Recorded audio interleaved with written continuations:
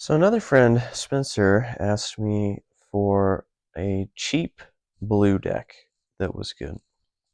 And I built a couple and realized that they had a bunch of legendaries in them. So I started over and built this Chewbacca green deck.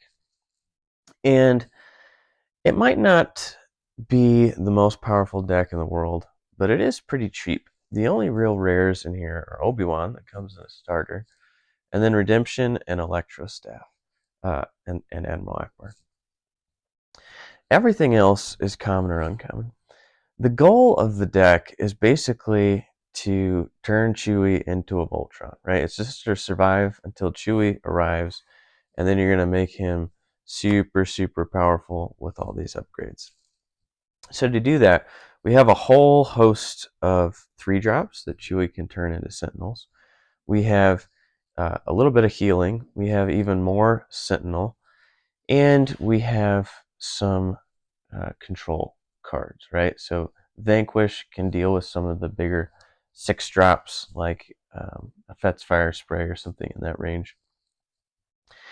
And we have some Strike True for some direct removal. The Alliance Dispatchers help us to keep putting our Sentinels out, and if our opponent targets them, uh, that's fine. That's essentially more health to our base to let us get Chewie out. The space lane is a little on the weaker side. If your opponent doesn't draw into their space lane, the Consortium Star Viper and Restore Dark 170 can actually restore a ton of damage.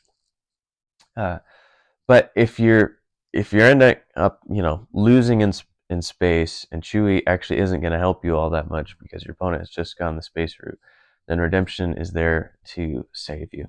You can also build a big guy on the ground, like give an Electro Staff to a Battlefield Marine, and then use him to strike true to damage some enemy space units.